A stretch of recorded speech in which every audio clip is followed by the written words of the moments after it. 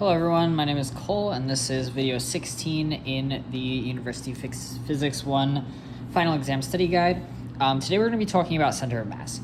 So center of mass is important because it's something that allows us to take a system of like many discrete particles, many discrete objects. Discrete just means like disconnected, or like systems of like large, rigid, but weirdly shaped objects. And it allows us to take them and kind of like condense them down and treat them as a single point mass, a single point mass at the center of mass. Another thing about center of mass that's important is that for a rigid body, the gravitational force vector is always going to originate at the center of mass. And that's going to be something that's important when we start getting into some like rotational conservation of energy. So, the center of mass equations on your formula sheet, they're at the very bottom. It's this entire little box here. I've labeled 16.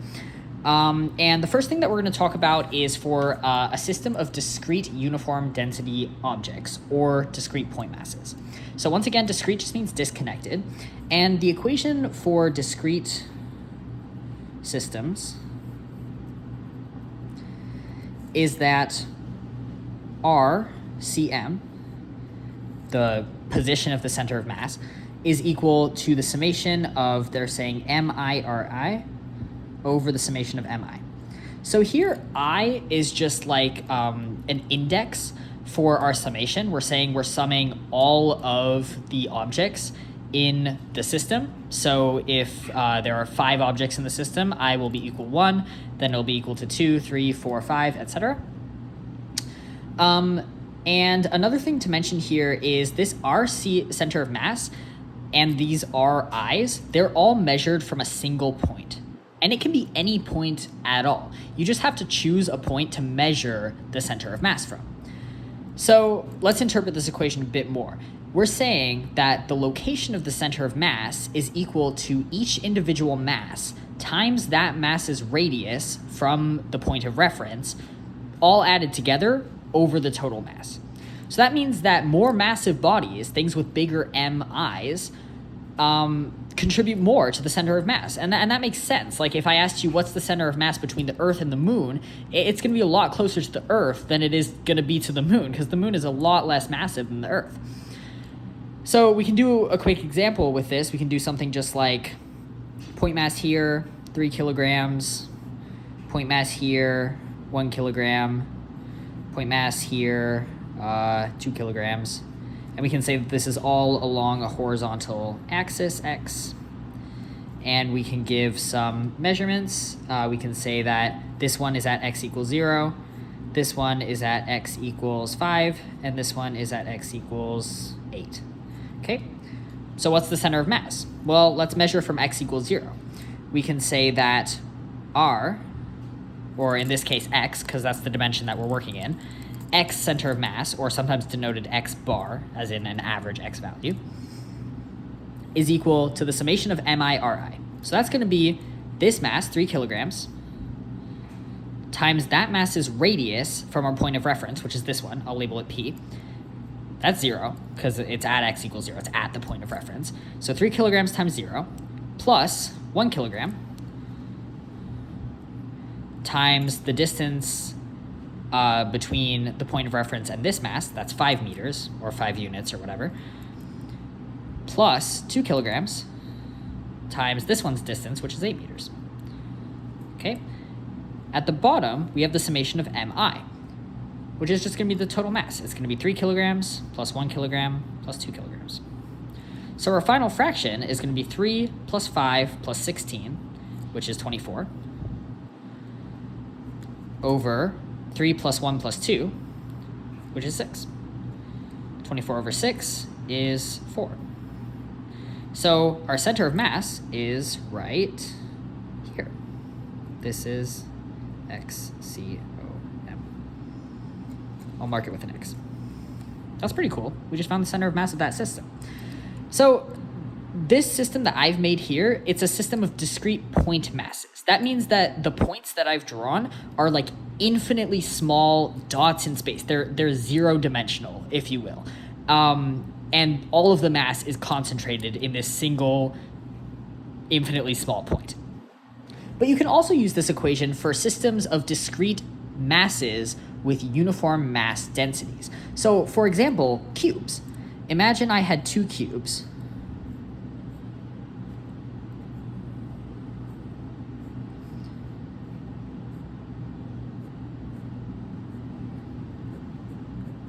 Okay, and imagine that they were 4 meters away from each other.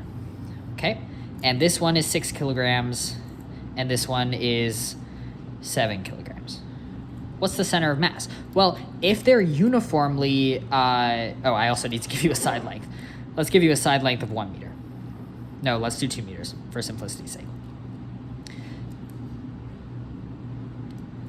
Well, if they're uniformly dense, I know where the center of mass of this object is. That's intuitive. Where's the center of mass of a uniform cube? It's right in the center. It's right here.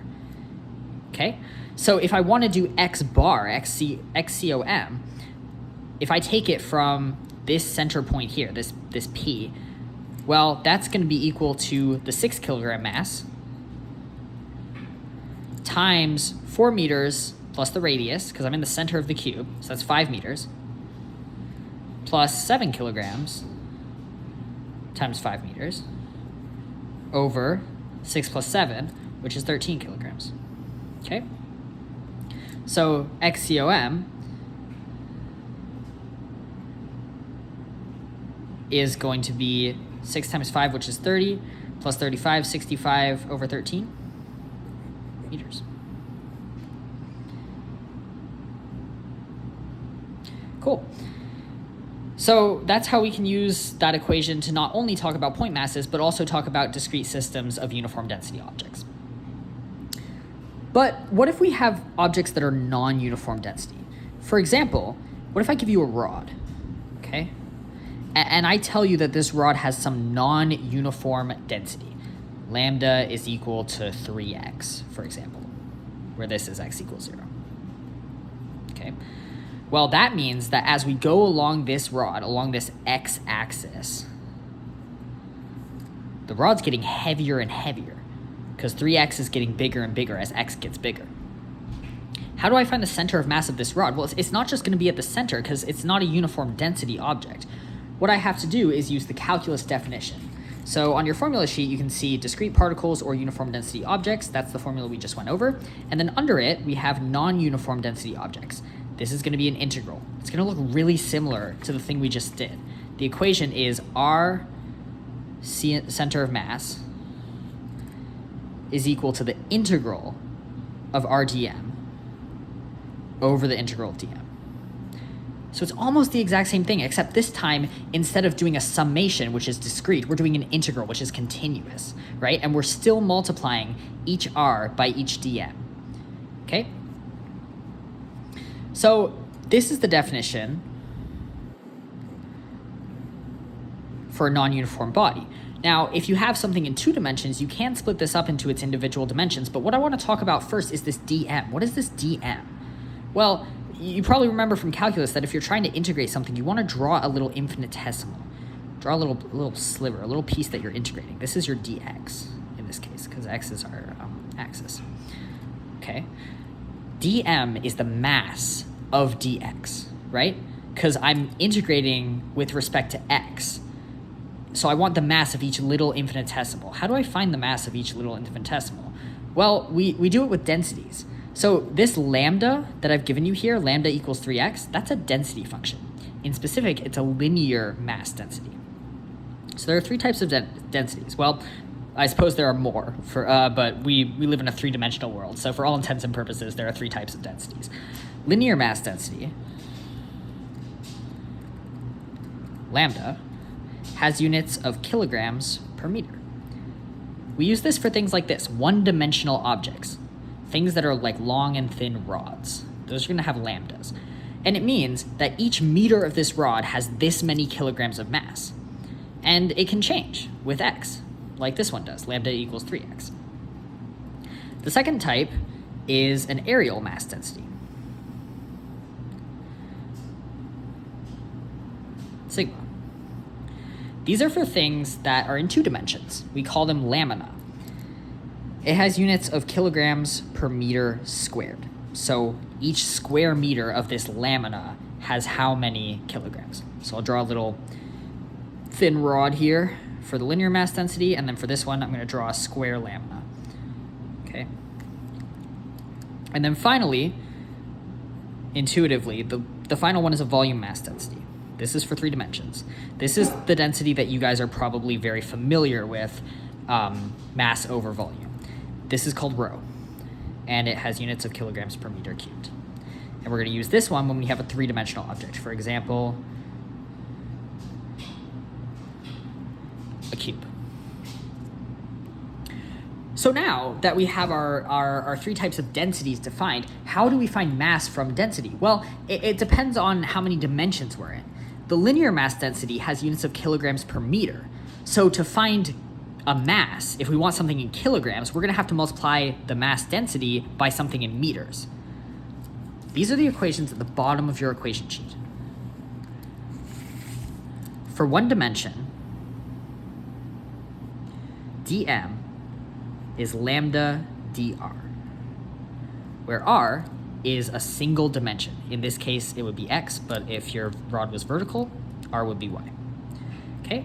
So what we're saying is if we have a lambda, a linear mass density in kilograms per meter, we have to multiply it by a length in meters in order to get a mass.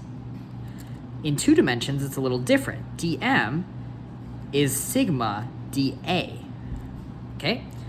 So this time we have a sigma, an areal mass density in kilograms per meter squared. So we have to multiply it by something in meters squared in order to get a mass.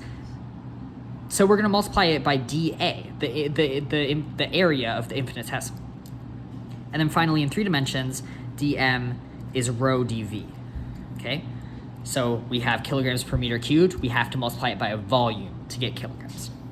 So if we go back to this example at the top, how will I find the center of mass of this? Well, I have a lambda. So dm is equal to lambda dx, because x is our r. X is our 1 dimension, the dimension that we're going in. That's just equal to 3x dx. Now we're integrating something with respect to x that has the variable x. That's really good because we had lambda before, which doesn't, didn't look like it had an x in it, or we had dm. And then what about r? Because I have my dm, I know how to integrate it, but what about this r? What is the r? Well, let's think about this. I could have drawn my infinitesimal everywhere. There are infinitesimals everywhere. I could have drawn it anywhere. What is this distance from the point of reference to the infinitesimal? Well, it's changing because the infinitesimal exists here and here and here and here and here and here and here and here and here. So we need to represent it with a variable. What's the variable that we have in this dimension? It's x. This is why we draw, this is why we draw these axes like this, because now we have an x-axis. We have this really convenient variable that's changing as we go along x. It's changing the density. It's also changing the r, right? So if I take any infinitesimal and I ask how far is it from x equals 0, it's just x, because the infinitesimal exists at some x. So our final equation becomes r center of mass from this point P is equal to the integral of x times 3x dx, which is 3x squared dx, over the integral of 3x dx. This is going to be, we need bounds. Let's hold our horses here. We need bounds. How long is this rod? The answer is I haven't told you. I'm going to tell you now. L. I'm calling it L for length. Entire rod is L. So what are we integrating from? We're integrating from 0 to L because we want the entire rod. Okay? So what this becomes is it's going to be x to the third from 0 to L over 3/2 x squared from 0 to L, which is going to be L to the third over 3/2 L squared. Or in other words, 3/2 L. Or 2/3, LOL, 2/3 L. Let me do my fractions right. 2/3 L. That's where the center of mass is. So the center of mass is like here? That's the center of mass, thereabouts. That makes sense. It better be closer to that side of the rod because the rod is getting a lot heavier as it goes on. It can't be in the middle or on the left side of the rod. So we've just integrated to find the center of mass of a non-uniform body. I'm going to do another example of integration that is for a 2 or 3 dimensional object. There's a little more that you have to do with finding the DM when you do 3 or 2-dimensional objects, because you have to figure out like actually what's the shape of this infinitesimal. This infinitesimal is just kind of like a rectangle, so it's very easy. It's not always going to be like that. But we'll get to that in a minute. For now, this is all I have for center of mass, and I hope this cleared things up. And this is kind of the end of our linear motion portion of the UP1 final.